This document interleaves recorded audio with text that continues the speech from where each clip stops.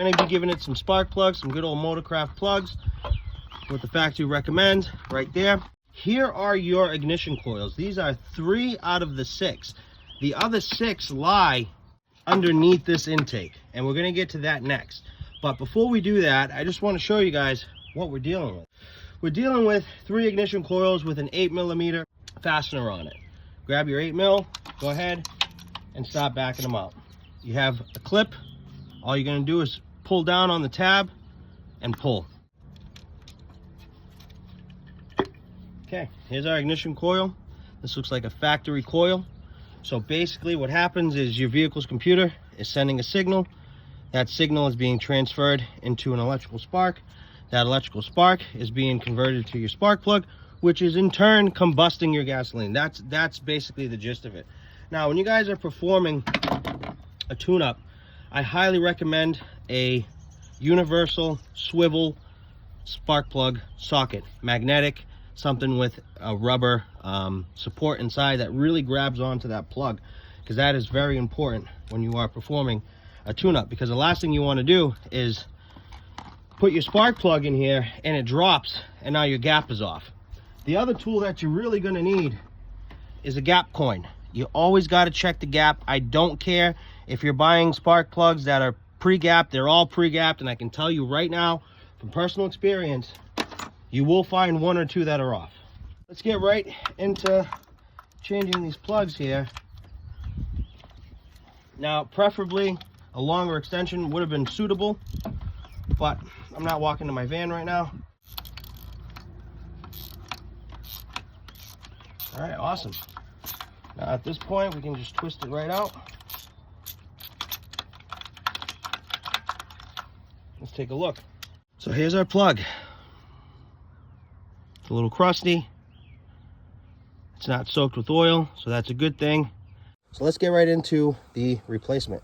Now, why it is so important to use a quality spark plug socket. This one happens to be from Snap-on. This one was passed down to me. I use it all the time in memory. So check this out. See how it's not going anywhere? It's perfectly secured. So that way when I go to place it in, it doesn't drop. The plug falls on its own ground strap and knocks it out of its proper gap. So very important. Use a quality spark plug socket tool. So let's get right into business here. Put that in there. We're in. Let's go ahead, drop that sucker in. Don't drop it. Don't drop it. Don't ever just drop it, because you will knock that gap out of sync. So don't do that, please. Now, the goal is to always screw these suckers in by hand. Always by hand. And then go ahead, tighten it down to the specs. Now, this one I believe is 15-20 at the most. All right, perfect.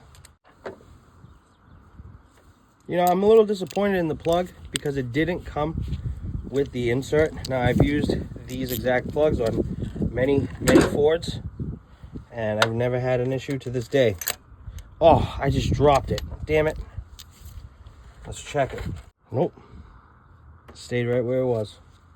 Good. Very good. But like I said, don't ever just drop these plugs. Don't do that. A couple of turns by hand. Make sure that we're in. Yep. Last thing you want to do is cross thread a spark plug. It's going to be a very costly repair for you.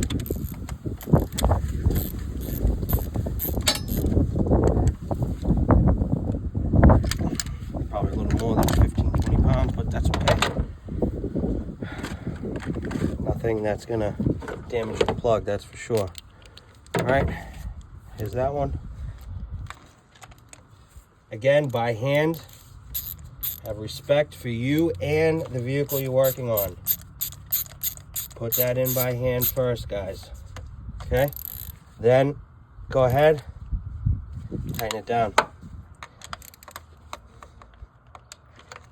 Awesome. All right, we're just moving right along here. So now at this point, we're going to install our brand new ignition coils.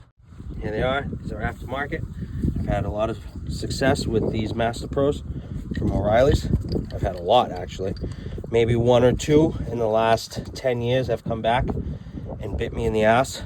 And go figure, it was under the intake, so I had to take the intake back up.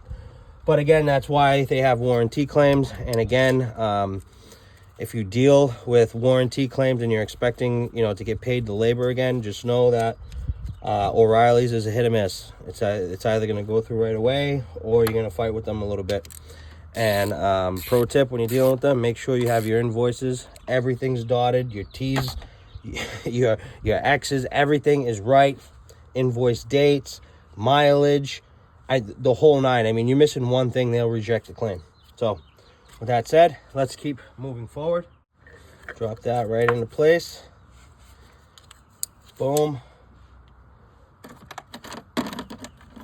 Grab our 10 mil. Tighten that sucker right down.